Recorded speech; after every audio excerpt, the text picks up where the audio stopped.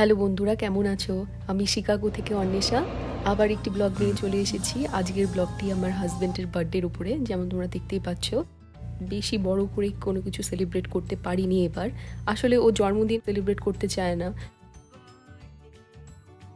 তবে এমন একটা বিশেষ দিনে কিছুই করব না তা তো হয় না। তাই ছোট্ট করে হলেও ঘরোয়াভাবে আমরা এই দিনটিকে সুন্দরভাবে উদযাপন করলাম। গত দিনের ভিডিওতেই আমি আপনাদেরকে দেখিয়েছিলাম যে আমরা ইন্ডিয়ান শপে গিয়েছি ওর বার্থডের জন্য কিছু কিছু জিনিস আনতে, স্পেশালি এই দুটো কেক আনতে। কেননা এই মালাই কেকটি, যে ব্ল্যাক ফরেস্ট কেকটি আপনি দেখছেন, এটা ওর ভীষণ প্রিয়। এখানকার ব্ল্যাক ফরেস্ট কেকে আমরা খেয়ে দেখেছি, সেরকম টেস্ট হয় না, আর মালাই কেকটা তো অসাধারণ হয়। তো আমরা এটাই নিয়ে এসেছিলাম, আমি আর শ্রেয়া চুপ করে।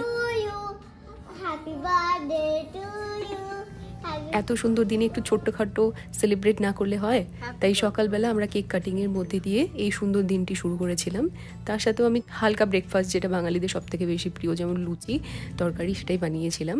এবারে ওর জন্মদিন পড়েছিল রোববার, আর রবিবার জন্য শ্রিয়াও বাড়িতে ছিল।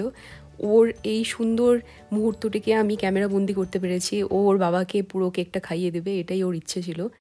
ওর খুব বড় করে জন্মদিন সেলিব্রেট করার ইচ্ছে ছিল না, কিন্তু মেয়ে বড় হয়েছে আর সে তার বাবার জন্মদিন ভালো করে পালন করতে চায়।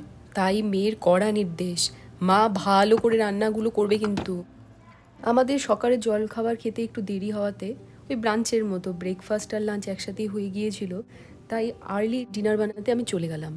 আগের দিনই দেখেছিলেন ভারতীয় দোকান থেকে আমরা ইলিশ মাছ আর চিকেন কিনেছি। তো বেশি কিছু ঝামেলা না করে ওর পছন্দের 3টি ডিশ আমি বানিয়ে ফেললাম।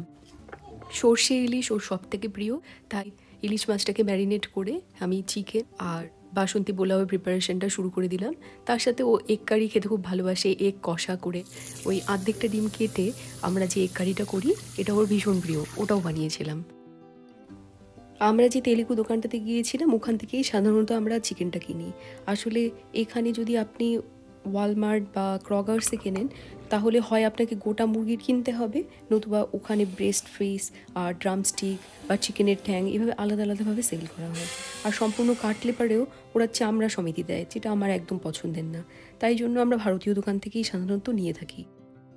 তো ঝটপট আমি এই ডিমের রেসিপিটা করে নিয়ে ওর মধ্যেই বানিয়ে নিয়েছিলাম ইলিশটা।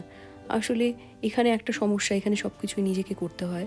আর ইউএসএতে আসবার পরেও না, আমার সেরকম বাসন কেনা হয়নি।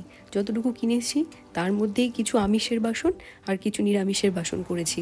কারণ না, পুজো আমি করে থাকি, ছোটোবেলা থেকেই মাকে পুজো করতে দেখে বড় হয়েছি। তাই কিছু আমিষের বাসন রেখেছি আর কিছু নিরামিষের। এখানে ডিমের ঝোলটা রেডি হওয়াতেই আমি ইলিশ মাছগুলো ঝটপট ভেজে নিলাম। সর্ষে ইলিশ করতে তো আর বেশি কিছু লাগে না, সব থেকে সোজা আর ইজি রেসিপি। আমি তো ইলিশ দিয়ে বানানো যে কোনো কিছু খেতে পারবো, সে কচু দিয়ে হোক বা ইলিশ ভাজাই হোক, তা দিয়ে তেল, একদম অমৃত, বা ভাপি ইলিশ হোক। আমি ইলিশ ভীষণ ভালোবাসি, কিন্তু ওর ওই একটাই রেসিপি ফেভারিট। আর ওটা বানাতেও তো কোনো ঝামেলা নেই। আমি চটপট ওই একই কড়াইতে একটু ক্লিন করে নিয়েছিলাম, কিন্তু দেখতেই পাচ্ছেন একটু পুড়ে গিয়েছে।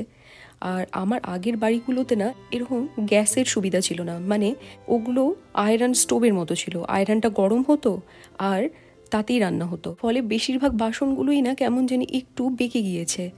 আমি যতই চেষ্টা করি না কেন সেটা ঠিক হয় না। তো এবার আমি ভেবেছি দীপাবলিতে কিছু বাসনও নেব। এই রান্না করতে করতে কিন্তু আমাদের বার্থডে পার্টির মজাও চলছিল। 3জনে মিলে ফেভারিট গান শুনছিলাম, নাচও করছিলাম, কিন্তু সেগুলোর ভিডিও করা হয়নি। এবার দেখুন মশলা করতে কে এসেছে। আসলে এই মশলার যন্ত্রটা না বড় বিদঘুটে, আমি ব্যবহার করতে পারি না। তো ওকেই আমি কাজে লাগিয়ে দিলাম শেষমেশ মাংসের মশলা করবার জন্য।